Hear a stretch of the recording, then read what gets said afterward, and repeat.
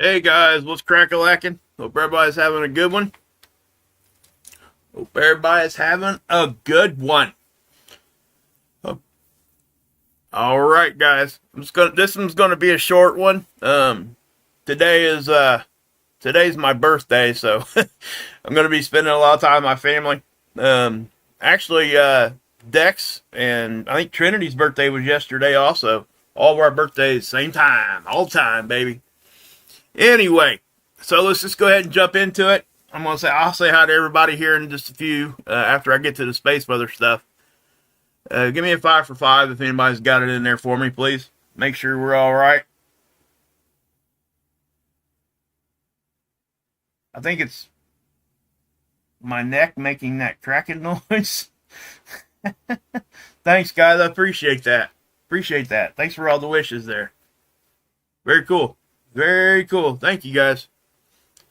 Getting old. I'm getting old. Getting old. 5x6 surgery. All right. That might be better than 5x5. I don't know. Depends on what we're talking about, right? We're talking about bad geomagnetic storms or something like that. Maybe I'll go for the 5 on that one, but I don't know. No, we're not talking about anything grid down or anything today, guys. It's not like that. But we do have some stuff. I wanted to give you guys an update on what was going on as far as all the eruptions and everything else that's been going on with, the X flares. This sunspot's gotten fairly active again. Okay, so we'll start here real quick. This back here. Now I want to address something too. You guys see what's missing? Okay, see where my cursor is? The biggest X flare of the sun cycle is not on this graph. It was right here. Okay. Now I noticed it. Now this is not a big deal. Thank you, Anna. Appreciate that. Awesome. Awesome. So right here, guys, there was that was the X6.3 flare right there. Now there's a reason that happened. Okay, Ghost 16 went down. When this flare hit, boom. Okay, it went that satellite went down. It went into safe mode. It's just what happened. And yes, I'm not going to get into the discussion on what caused all the cell outages and all that stuff. I'm not going to talk about that because it's just not. There's so many different opinions on both sides of it, and frankly, both sides have good points. Okay, so I to be honest with you, obviously I report on the sun and solar weather, and I look at it, and the timing does line up with something from the sun, but the other stuff lines up also. So I'm not even going to take a position on that. I just don't even know where I fall on that now. At first, when I thought it was just AT&T, I was like, "There's no way that's from the sun. It's impossible." Is it? If it was from the sun, it would be multiple networks and all that. And it ended up being multiple networks. So I don't know exactly where it all falls and everything. And I'm not even going to, like I said, I'm not going to take a position. So I'm going to move on from that. But as far as this goes, we can go look at this data in other places. It's still there. It's just not on this graph because they use that satellite for that information. And it was there when that all, got all whopper-jawed. So if you ever come over here and you see like a straight line, like these dots are like completely straight, that's probably in there for some sort of data glitch.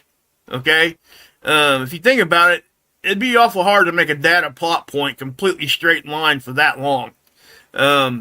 It just wouldn't happen. It just doesn't happen very often. I'll at least say that. And again, so I don't want people making a big deal because at first I was like, man, why'd they pull that off there? Right? I mean, that's a question that comes in my mind. And so I did a little research at Reddit first, and I couldn't really dig into it a whole lot. And then all of a sudden, then I started looking at stuff, and I was like, well, let's go look at the other satellites. Because if they pulled that off there for a bad reason, okay, they would have to pull it off of everything else. And that just didn't happen. Okay? And that's what I'm trying to say. So I don't want people grabbing a hold of that and thinking that it's something a big deal. Okay? It's just one graph here. Matter of fact, I think I can go down here, even here on NOAA.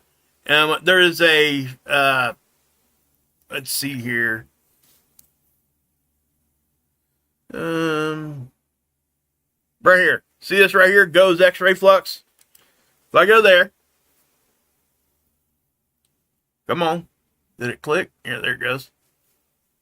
Moving awful slow. I don't know why, but we'll see. Okay. So, this is the same information, right? It's there. See? This is GOES 18. GOES 16 went offline. All right? That's why that is not there anymore. Okay? So, if you look, see how you got GOES 16 information there and 18? It plots both of them here. This is where the data's coming from. So if I go forward and you see where GOES 16 goes down and all you get's GOES 18. That's all that was. And then GOES 16 is back after the flare subsided. You guys see that? All right? Thanks, Lisa. Appreciate you. Good to see you. I ain't seen you in a minute.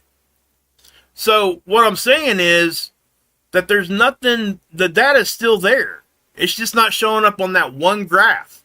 Now, again, when I first seen it, and I was like, why would they do that? Until I dug into it and figured what was going on. And that's why I didn't jump out here, all piped up and, hey, why they do this and why they did. No, that's not me. You guys know I don't do that anyway. But I wanted to point that out because there is some confusion, and rightfully so, really. I mean, yeah, because it was there and then it wasn't, and so there you have it.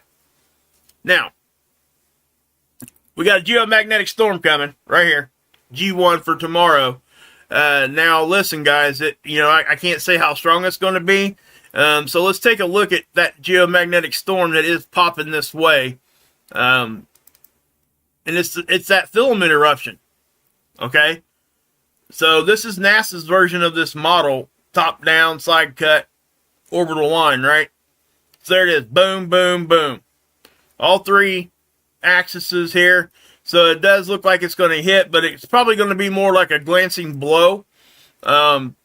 Regardless, it's going to be a very, very minimal geomagnetic storm. It's not going to be something huge, but it could turn, it's still going to be a geomagnetic storm if it hits the way that they say that it's going to.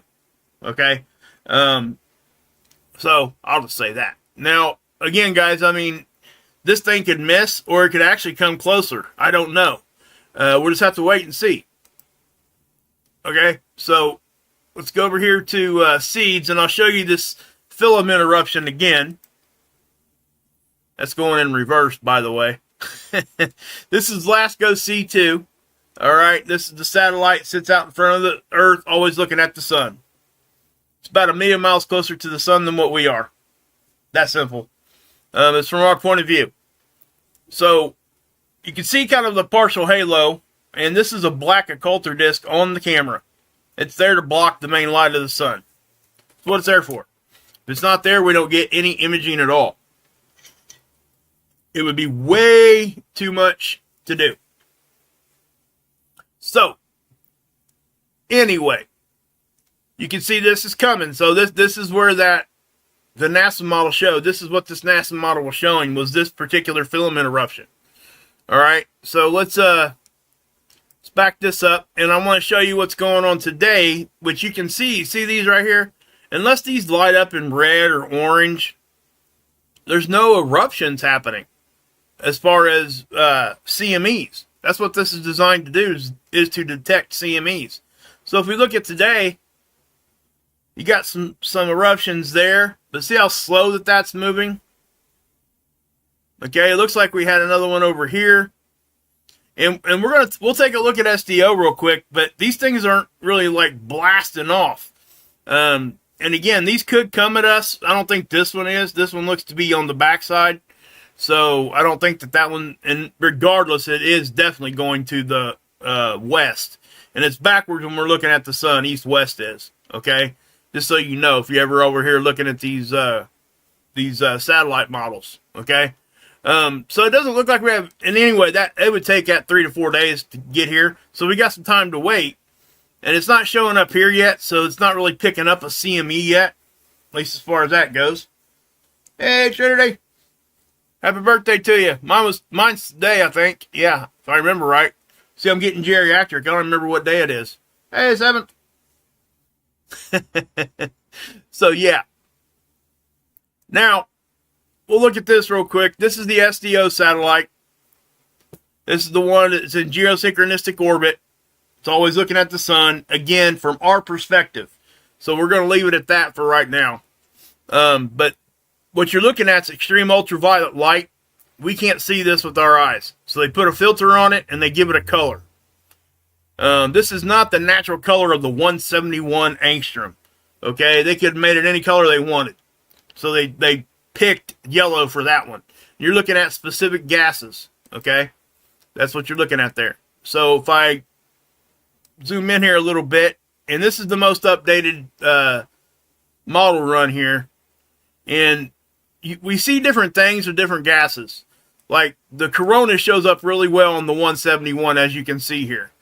Now the image on the right is what the sun looked like in 2020, back in solar minimum. Okay, so this is the difference between what's going to be solar maximum to solar minimum, right?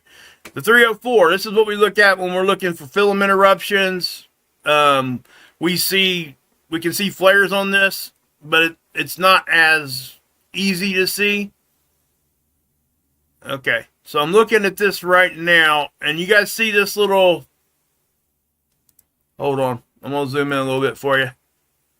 Watch over here in this part.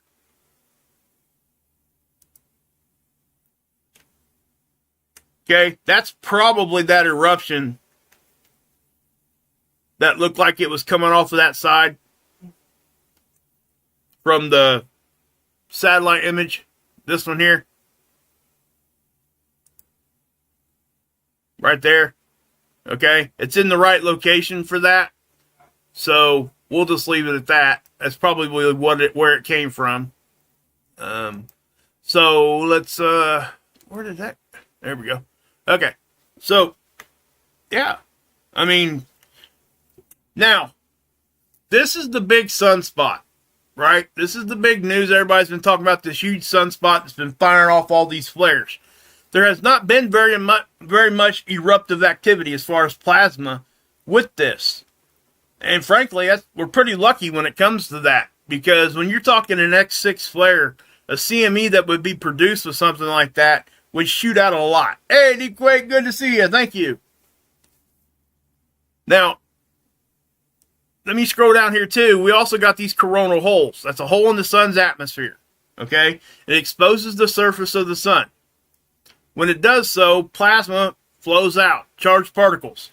And it gets here on a magnetic connection line. We're always connected to the sun. Everything in our solar system is connected to the sun via a magnetic connection line. So whatever the sun does, everything in the solar system really feels it, at least at a very minimal. We might not be able to detect it for our purposes, but even when stuff fires off the back, okay, everything's affected. The sun affects everything. It's the single most thing we should take in consideration when we're talking about anything, really, especially weather, space weather, obviously. So this is the 131, and I'm going to just kind of roll this back and forth, because this, again, look at this sunspot. It's a large sunspot, guys, okay? And we'll look at the black and white version and show you guys exactly how big the cores are on this thing. And what's happening here is they're starting to intermingle. And what I mean by that, spaceweather.com did an article.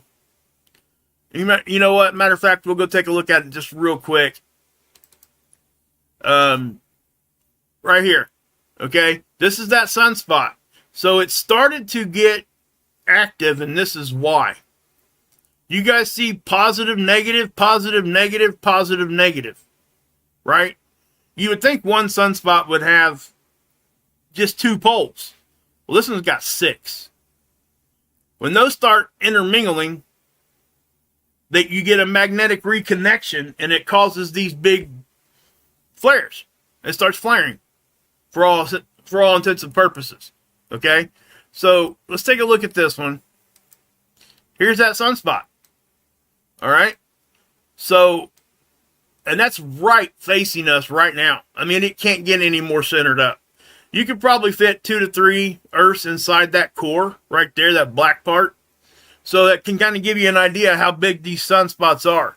You might, if you could go outside with, maybe eclipse glasses, good ones, use the right ones, okay? Don't be getting no cheap ones and messing your eyes up. I'm just saying, if you're going to go look at the sun and things like that, make sure you get the right equipment.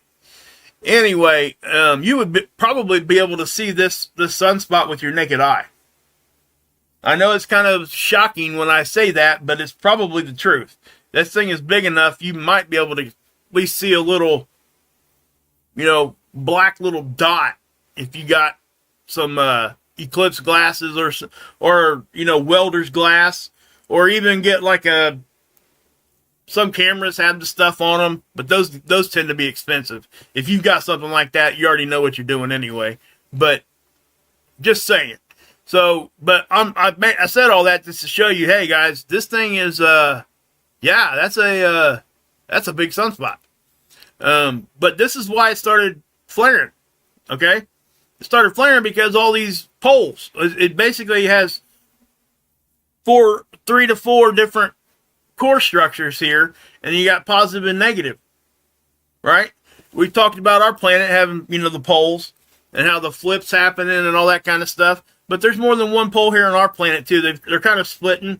We're talking about magnetic fields, guys. So when those magnetic fields start intermingling, that's when you get the magnetic reconnections, because they disrupt each other. And then when they reconnect, that's when you get these big boom. All right? So that's what's happening. And this does have enough energy to harbor some more X-flares. So we're keeping an eye on it. It's right in front of us. Now, what are we waiting on? Well, flares can cause... It excites our atmosphere high up. So that's what can cause communications disruptions and all those kinds of things. Not just radio operations either. It does more than that. Now, when we're talking about like grid down stuff, we're going to be talking about CME also. Okay, that's what's going to knock it out for a long time. The actual X-ray from something like that probably wouldn't. Just the X-ray alone is not going to do that. At least from what I understand. So, anyway. So, let's go back over here. This is a 94 angstrom. And we'll be able to see this sunspot here. There's that X-flare. Okay? For people that haven't seen it yet, that's the X-flare. Okay? And if we go forward, it's still flaring. Every time you see it get bright right there, that's flaring. Now, if you remember... a couple weeks ago, we had one down here that was doing this. It was cracking, right? But it was cracking over here. And when it got over here, it stopped. This is different. This one is right in front of us, and it's still crackling. So we're going to have, and that was, look, okay, there's that other eruption. See that? That's that. Where's seeds at? Is this it? Yep. That's this eruption right here, guys. Okay? That's most doubt. Yeah, I'm confident that that's what that is. And it doesn't look like that. Have to wait, but it looks like that's probably going to miss. So just judging by that. Here's that sunspot again. Right? So you get a really good eye colorized version here, and it's still got multiple different magnetic fields. At least 3 different poles. Well, you would say 6, I guess. You got positive and negative times 3. Okay. Well, that's the one I just showed you guys. Okay. So, let's go back here, and here's the black and white version, and you can kind of see it there, guys. I mean, obviously it's big, and I don't want to beat this to death, but we are under a geomagnetic storm watch. We're waiting on this filament to see what happens. We're going to see if the flares come at us. I don't know what else I can say when it comes to that, but there it is. We are still getting M flares. These are causing radio blackouts. Every time they fire off, they're going to cause this. Okay? So wherever the day side of the planet is, that's what you're going to see. Right? Wherever that bullseye hits, boom, right there. That was at 1758, which would be roughly noon. Well, about 2 o'clock, I guess. PM Eastern. So, and these aren't like massive radio blackouts. These are low level. They would probably last anywhere between 20 minutes and an hour. But and we're talking ham radio, those kinds of first responders use. So that's what we're talking about there. That's why it says R1. Now, if we get into R2, that's a high M class flare. If we get to R3, an R3 radio blackout is an X flare. Okay? So when you see that R3, you automatically know we've had an X flare. All right? So anyway, guys, I am going to go ahead and pop off. My family's waiting on me out there, so I'm going to go spend some time with them. Thank you guys for all your support and stuff. Thank you for the birthday wishes. Thank you for the super chats today. I really do appreciate it. It's helping me more than you guys could ever know. Got a daughter getting ready to go to college and here about a year. You guys all know. You guys don't need my story when it comes to that because you guys deal with the same thing. It's called life, right?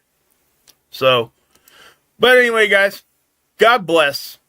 I'll come back tomorrow and give you guys an update. Unless something big happens in between then, I might stop on back through. Anyway, God bless. Yahusha saves, and you can drink this Kool-Aid.